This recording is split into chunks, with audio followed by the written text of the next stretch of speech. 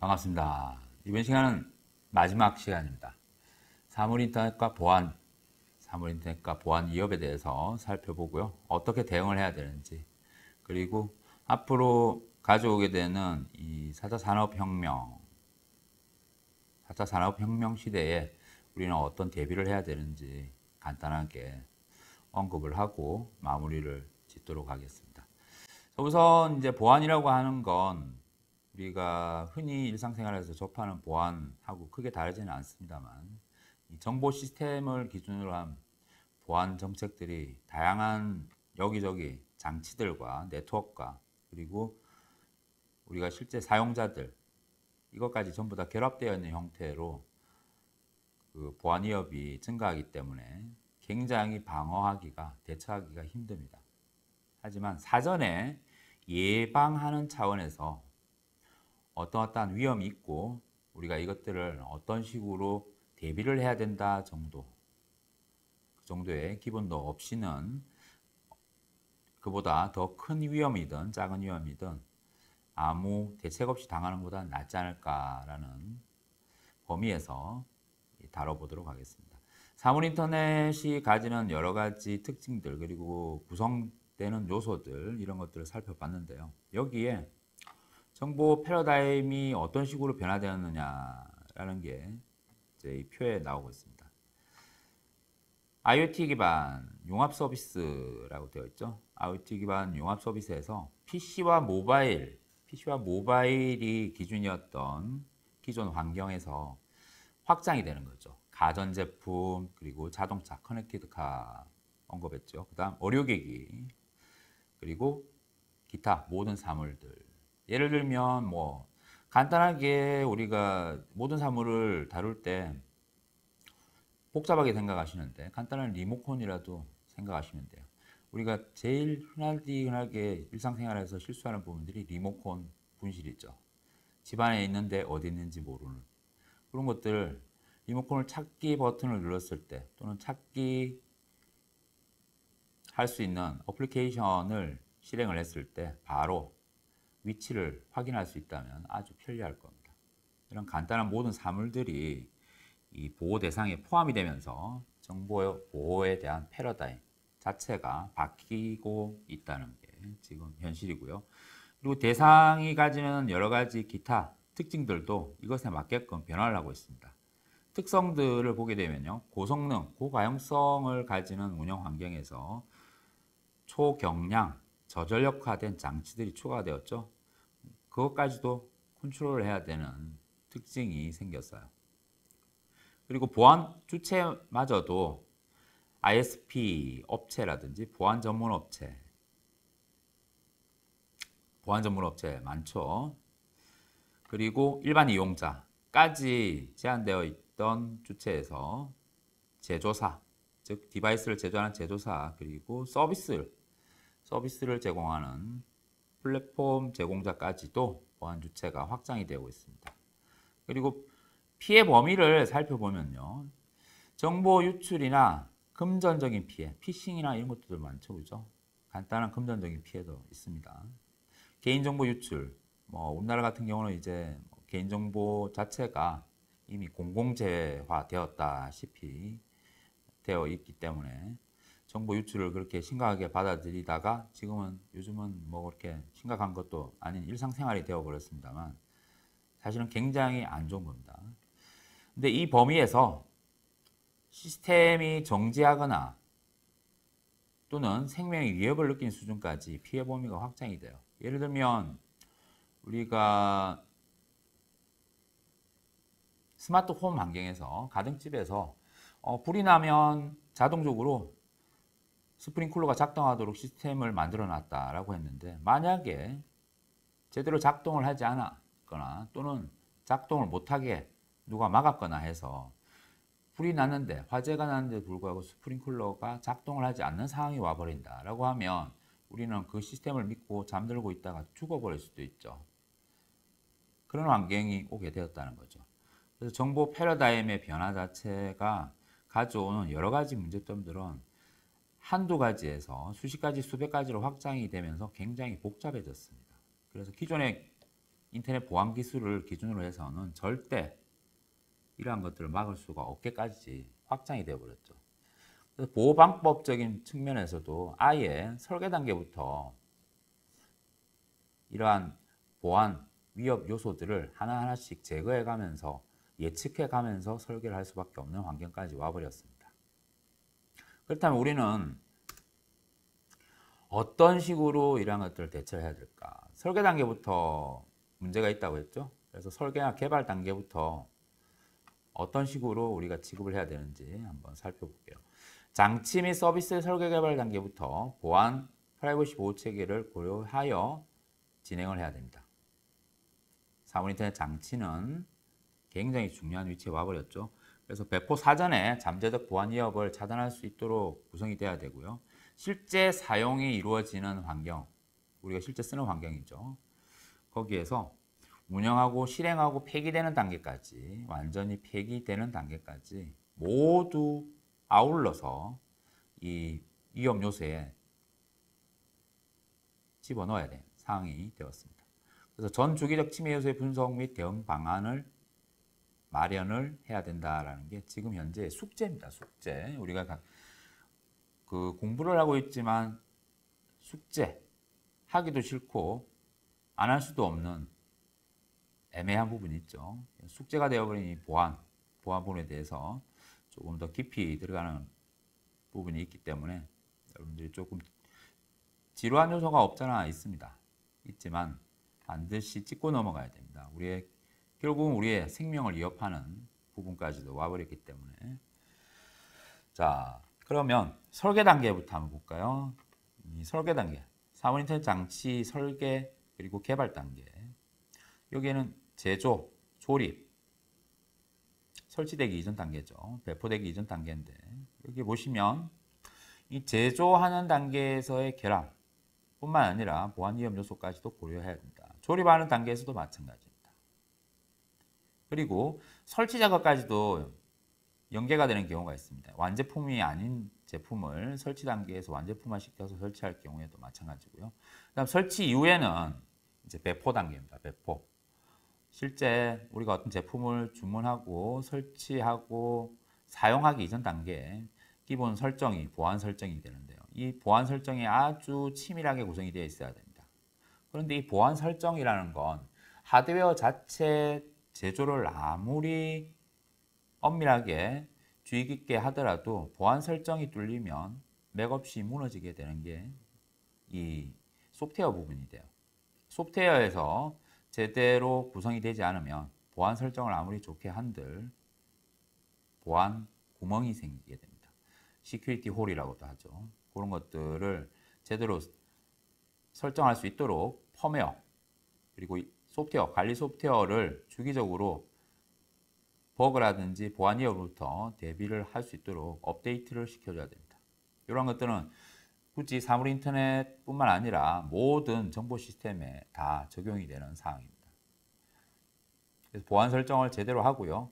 실제 사용하는 단계입니다. 사용하는 단계에서 이것들을 장치들을 운영하고 고장이 났을 때 수리하고 그리고 실제 실행하고 있죠. 뭐 예를 들면 아까 스프링클러를 앞전에 얘기를 했습니다만 제대로 작동이 안 되는 스프링클러다. 수리를 해야 되든지 대체를 해야 되겠죠. 그리고 작동이 되는 제품으로 대체를 했다라고 했을 때 제대로 실행이 되도록 지속적으로 관리를 해야 됩니다. 그런 부분들이 여기고요.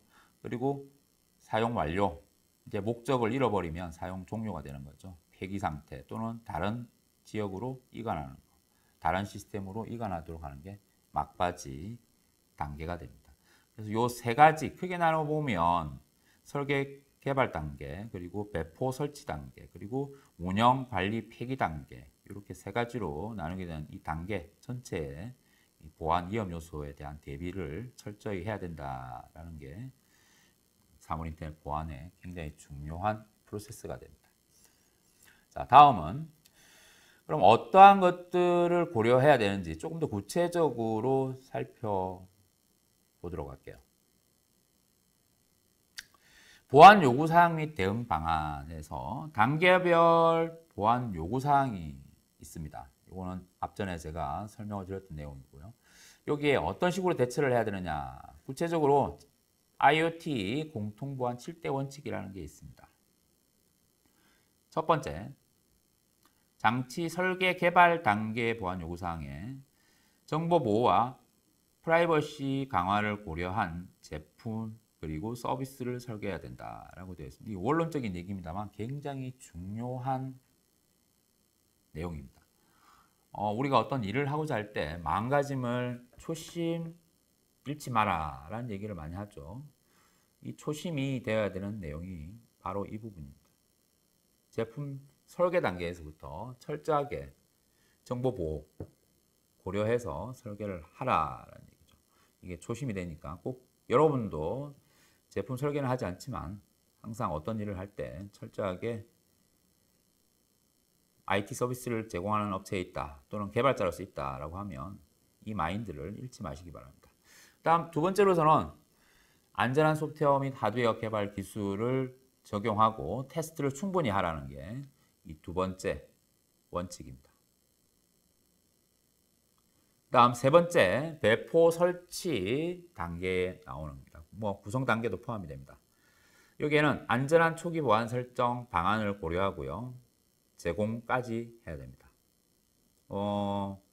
정말 단순한 예로 우리가 이전에 062 비밀번호 1234 내지는 1234 56780 이런 단순한 비밀번호를 적용해서 사용을 했지만 지금은 그렇게 했다간 큰일 나죠. 그래서 기본 보안 수칙을 잘 지켜주시고요. 설정이 제대로 실행이 되도록 대책을 세우셔야 됩니다. 다음 보안 프로토콜 준수라는 얘기가 나옵니다. 보안 프로토콜 준수는 프로토콜 자체에 가지는 취약점들이 있어요. 취약점들이 있는데 그것보다 더 단순한 네트워크 통신보다는 암호화된 통신을 지향하라라는 얘기입니다. 암호화된 통신. 다음 안전한 파라미터 설정이라고 되어 있습니다. 악의를 가진 목적의 문자가 같이 첨부되어서 전달이 되면 안 되겠죠. 우리가 어떤 예를 들면 우리가 지금 제가 강의를 이렇게 여러분들 앞에서 하고 있습니다만 여기에 강의 내용뿐만 아니라 갑자기 PT 자료에 갑자기 야구 동영상이 나온다라고 했을 때는 엄청난 재난이죠. 그런 내용을 얘기하는 겁니다. 안전한 파라미터로 설정하라. 정해진 데이터, 규격화된 데이터만, 약속된 데이터만 전달이 되도록 설정을 하라는 얘기가 이 부분이 되고요. 그 다음 IoT 장치 서비스, 실제 서비스 단계입니다. 사용자가 직접 사용을 하게 되는 단계이자 서비스를 제공하는 입장에서는 관리하는 단계, 운영하는 단계가 되겠죠. 그래서 제품 자체는 취약점, 보안 패치, 업데이트 작업이 지속적으로 이루어져야 되는 게 이 제품 제조사부터 펌웨어, 소프트웨어 개발업체, 그리고 서비스를 운영하는 업체에서 해야 될 이행 작업입니다. 다음 운영상, 관리상 항상 정보보호, 개인정보나 또는 기타 정보가 누출되었을 때 대비책, 누출이 안 되도록 하기 위한 대비책을 철저하게 체계화시켜서 마련을 해야 되고요. 실제 사고가 터졌을 때 마지막 침해 사고 대응은 어떻게 할 거냐, 그리고 책임은 누가 질 거냐, 이런 것들에 대한 명확한 대책이 수립되어야 하는 게 이 7대 원칙의 기본 사항입니다. 그래서 대응 방안이 다소 명확한 기준이 없는 것 같지만 굉장히 광범위하게 설정이 되어 있고요. 실제 어떤 식으로 구성을 할 거냐 하는 건 각 제조사마다 그리고 서비스를 제공하는 서비스 제공자마다 나름의 기준점이 다르기 때문에 최소한 이 정도의 설정은 해야 된다라는 기준점으로 받아들이시면 되겠습니다. 그래서 초심이다라고 하는 첫 번째 원칙은 여러분들이 반드시 기억을 하시고 나머지 원칙은 이렇게 업체나 제공하는 제공자 입장이나 사용자 입장에서 준비 철저하게 대비를 해야 되는구나 정도까지만 생각하시면 되겠습니다. 자, 그 다음 단계는 실제 그러면 제조업체 입장에서는 어떤 식의 문제점이 있느냐, 모듈과 디바이스 쪽의 보안 요구사항 및 대응 방안에 대해서 살펴보도록 할게요. 자, 명칭 부분이 있습니다. 명칭. 악성 코드 바이러스라고 되어 있고요. 악성 코드 바이러스를 삽입하는 거, 재사용하는 거. 그다음 제로데이 제약점이라고. 이 제로데이라고 나오는 내용이 있어요. 제로데이. 제로데이는 뭐냐?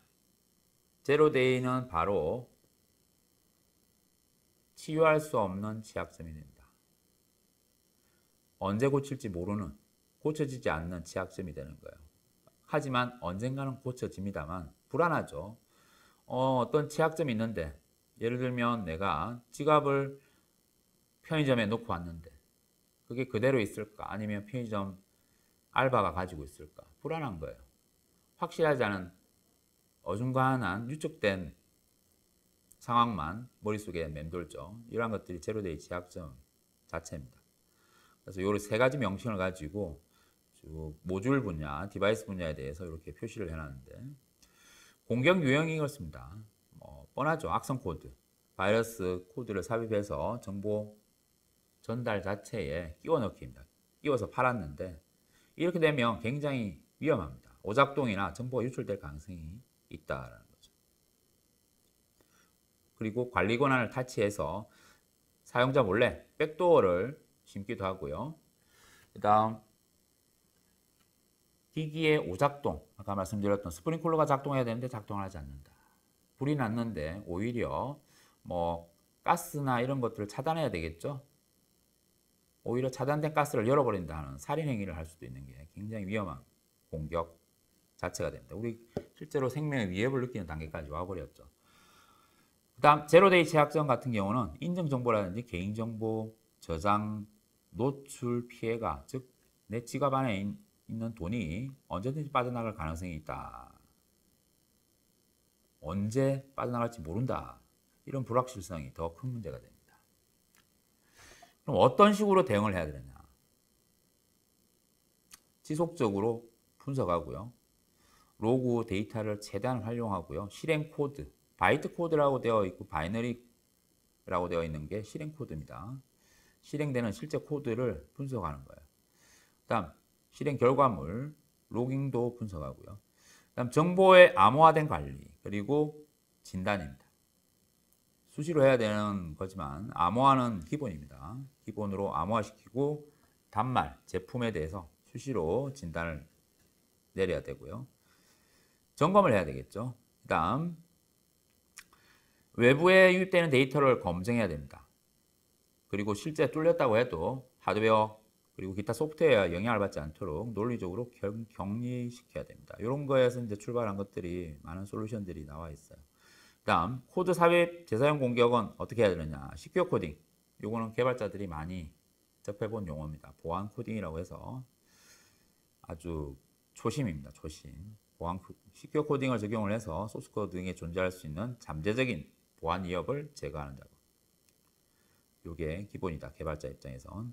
시큐어 코딩은 이제 대부분의 개발 프레임워크에 포함이 되어 있습니다.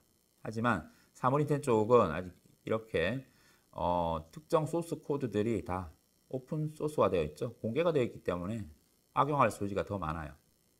그래서 굉장히 중요한 내용입니다. 다음 제로데이 제약점은 업데이트를 지속적으로 해야 된다라는 겁니다. 보안 정책도 수립을 해야 되고요. 리소스와 서비스 관리도 철저하게 해야 대응이 된다라는 내용을 모듈 디바이스 분야로 살펴봤고요.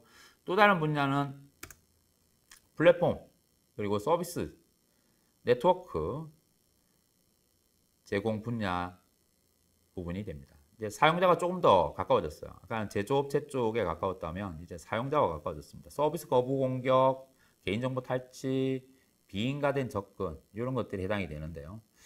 이런 것들 유형보다는 위험 요소를 한번 살펴볼게요. 여러 사물 장치들이 비인가된 접근, 허가되지 않은 접근으로 인해서 내부 정보 변경도 가능하고 상태 값이 바뀔 수가 있습니다. 분명히 장치가 작동하는데 죽은 것처럼. 영화에서 여러분들이 흔히 보는 CCTV가 분명히 작동하는데 다른 내용으로 대체되는 거죠. 정지 상태로 대체되어 있는 거. 그런 내용을 얘기하는 거예요. 그 다음 개인정보 유출로 인한 2차 피해, 피싱. 대부분이 피싱이죠, 피싱. 그 다음 정보 유출 및 정상적인 서비스를 방해하는 상태. 그런 것들이 MITM, 중간자, Man in the Middle이라고 하는 MITM입니다. 영어로는 Man in the Middle, 중간자 공격이고요. 스니핑, 스푸핑, 그 다음 디도스, 서비스 거부 공격이죠. 이런 것들이 취약점 부분의 공격 패턴입니다. 그런 것들을 사전에 방지하기 위해서 어떤 대응을 해야 되느냐. 비인가된 접근은 접속을 차단하고 기기간 인증, 그리고 접근 제어를 철저하게 관리하는 것. 그리고 개인정보 탈취, 정보 유출에 대해서는 여러분들이 표준화된 암호화 기법을 이용해서 데이터를 안전하게 관리를 해야 되고요. 그다음 망 자체에 대한 분리. 망 분리는 뭐 요즘에 많이 적용을 하고 있습니다. 데이터 영역하고 통신 영역하고 분리를 해서 철저하게 이중화를 시켜서 내부망, 외부망을 분리해야 된다. 가상화도 여기에 해당이 됩니다. 네트워크 가상화도 아주 중요한 부분입니다. 그 다음 서비스 거부 공격 그리고 네트워크 공격에 대한 대비책. 즉 MI 중간자 공격, 스니핑, 디도스 이런 공격에 대한 대비책. 사물 인터넷 게이트웨이 장비 그리고 서버에 방화벽이라고 하는 장치 그리고 보안 장비를 구축을 해서 내부 기기 및 서비스에서 영향을 미칠 수 없도록 중간에 차단을 하는 겁니다.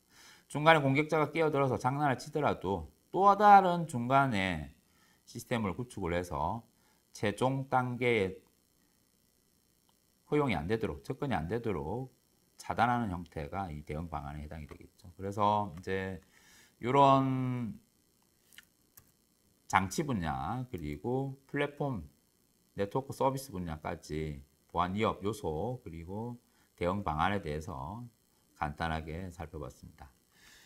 이제 사물 인터넷에 대한 정의사항 그리고 플랫폼 어떻게 구성이 되어 있는지 간단하게 살펴보는 시간도 있었고요. 그리고 네트워크 환경, 디바이스 그리고 여기에 결합된 정보 기술들 그리고 이러한 것들이 결합되어서 헬스케어라든지 우리가 사용하는 스마트 홈, 스마트 환경 그리고 자동차 이런 부분들까지도 확대가 되었는데요. 앞으로 다가올 4차 산업혁명 시대에 이 보안 요소뿐만 아니라 여러 가지 응용 분야들이 많이 결합이 됩니다. 그래서 이러한 중요한 시대에 태어난 여러분들이 어쩌면 행운일 수도 있고요. 선구자 역할을 할 수 있는 위치에 다가설 수 있는 기회가 여러분한테 제공이 될 수도 있습니다. 사물 인터넷뿐만 아니라 IT 전반에 대한 궁금증이나 또 진로에 대해서 걱정이 되시는 분들은 아래 주소 있죠? 주소에 문의를 보내주시고요. 이메일이나 뭐 SNS 계정을 통해서도 상담이 가능하기 때문에 언제든지 문을 두드려 주시면 선배 입장에서 친절하게 안내를 해드리도록 하겠습니다. 사물 인터넷과 지능정보 기술에서 아까 언급은 하지 않았습니다만 4차 산업혁명이란 용어가 요즘에도 많이 출연을 하고 있고요. 계속 지속적으로 언급이 되고 있는데 이 4차 산업혁명의 기반이 되는 기술이 바로 IT 정보 기술입니다. 여기에 지능 기술이 결합이 되어서 지능 기술이라는 건 인공지능이죠. 인공지능 소프트웨어를 포함해서 전체 플랫폼 자체를 얘기하는 겁니다. 그래서 지능 정보 기술이 요즘에 뜨고 있는 서비스 분야가 됩니다. 이전에는 정보를 처리하는 단계에 초입, 저장하고 처리하는 초입 단계에 포커스가 맞춰져 있었다면 이제는 저장되어 있는 단계에 재처리 과정에 포커스가 맞춰져 있는 단계까지 와버렸습니다. 거기에 4차 산업혁명의 기반이라고도 할 수 있는 정보, 지능 이 두 가지 결합된 지능 정보 기술이라고 하는 용어에 대해서 머릿속에 담아두시고요. 우리가 앞으로 이 4차 산업혁명이 이루어지는 사회에서 어떤 식으로 대처를 해야 되느냐. 그냥 모르고 지나가야 되느냐 아니면 능동적으로 대처를 해나갈 거냐는 여러분들 손에 달려 있습니다. 지능 정보기술, 정보 처리 기술 모두 다 아주 중요한 기초 기술이고요. 이러한 것들을 경험하기 위해서는 처음부터 기초부터 차근차근 하나하나씩 쌓아가는 탑을 쌓아가는 형태로 기초를 단단히 마련을 해서 높은 곳까지 쌓을 수 있도록 준비를 하시면 되겠습니다. 끝까지 이 강의를 들어주신 모든 분들께 감사드리고요. 나머지 궁금하신 분들, 더 내용이 필요하신 분들은 아래 주소 및 홈페이지를 참조해서 문의 주시면 감사하겠습니다. 그동안 10번째 챕터까지 따라와 주셔서 감사하고요. 또 다른 주제를 가지고 여러분들을 찾아뵐 수 있도록 항상 노력하는 강사가 되겠습니다. 수고하셨습니다.